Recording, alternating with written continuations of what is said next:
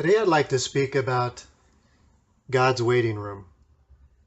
It is a very difficult place for all believers because it demands our patience and our ability to wait things out. And it is hard sometimes because you have surrounding noises going on around you that sometimes are the cries of the faithless. Other times you have information being brought into you that is false information. God asks that we sit there patiently because He is lining things up for our benefit. And He has to let these things be pulled together before He wants us to act on them. This demands a time of waiting. I like how it's described in Luke chapter 18, verse 1. Jesus is speaking a parable to them. And in this parable, He gives us the reason why we should continually pray and not faint. Because the Father wants to strengthen you as you wait for the task He is going to put in front of you. In verse 2 it says, "There was a judge in a city that feared not God." Now, I'm telling you, this describes our legal system to a T, doesn't it? And then verse 3 it says, "Then there was this widow in that city, and she came to this judge saying, 'Avenge me of my adversary.'"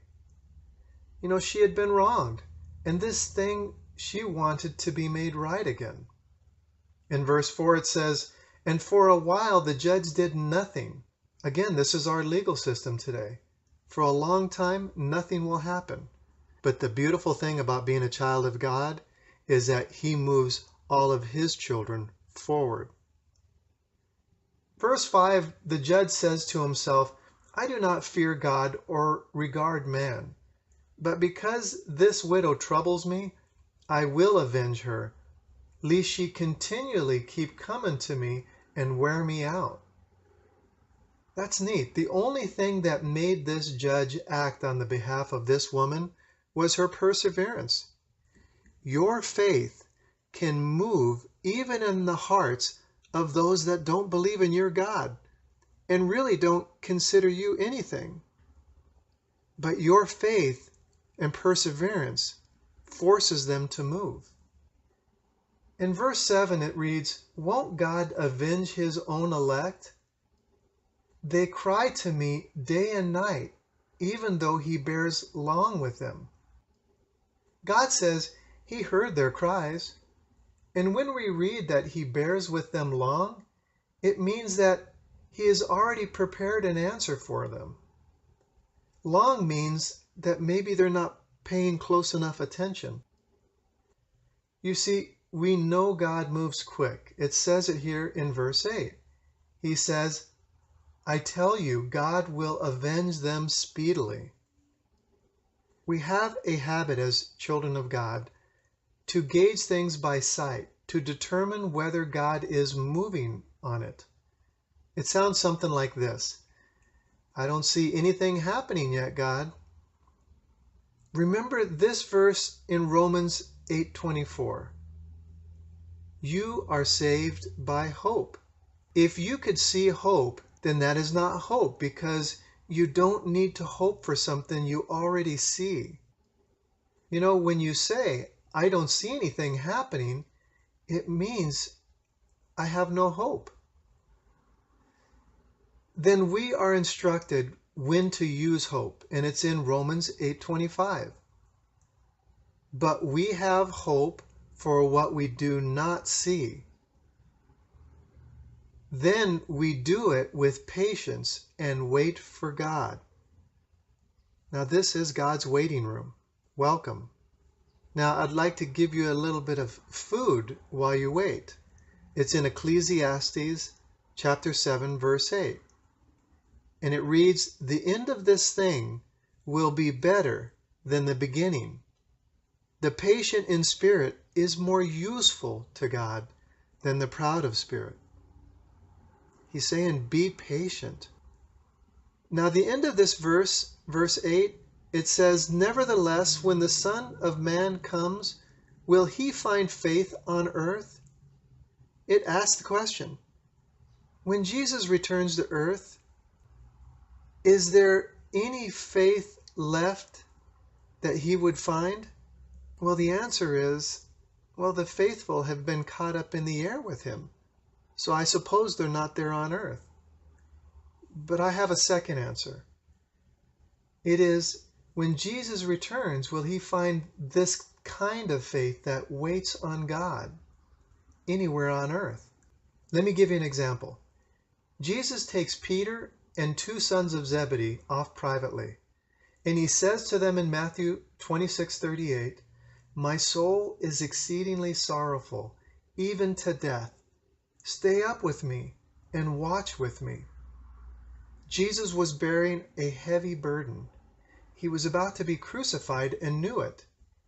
He brought Peter and two others to wait up with him. Now, how long do you think they lasted waiting with him? Well, he tells us in verse 40. He comes to his disciples and finds them asleep. And he says, "Peter." Now remember, this is the one that said he would die for him. He says, "Peter, could you not watch with me for 1 hour?" Waiting is hard for all believers, even those closest to him. And Jesus explains why. In verse 41, he says, "The spirit is indeed willing, but the flesh is weak." It is our flesh and our desires that get us to squirm out of our seats. But if we're to be a reflection of Christ, then we're to do as he does. Now he gives us a great example. In Matthew 26:39, he says, "Not as I will, but your will be done, Father." He was facing a heavy burden. It felt as if he was dying, and asked the Father if this burden could be taken away. This is sometimes what the waiting room feels like. And Jesus responds, "Not by my will, but by your will, Father, that it be done." When he says the spirit is willing, but the flesh is weak, he tells us how to manage this. In verse 41, he says, "Watch and pray that you don't enter temptation." You see, your flesh will try to tempt you away from waiting with him. Please, you need to stay awake for him. You know, I began this talk in Luke 18:1, where he has instructed us how to persevere and tire out the non-believing even by outwaiting and outlasting them. And the instruction is, do not faint and continually talk to the Father. Now, in the end of this study, it ends in Matthew 26:41, where it says, "Watch and pray that you enter not temptation. The spirit indeed is willing, but your flesh is weak." Now, how do you find strength and courage like this? In Psalms 27:14, it tells you, "Wait on the Lord and be of good courage, and he shall strengthen your heart." It is waiting on him that gives you strength for that room that you sit in. You need to wait and not fall asleep. If you're a prodigal son, then here is what has happened to you. You fell asleep. My question to you now is, what are you waiting for?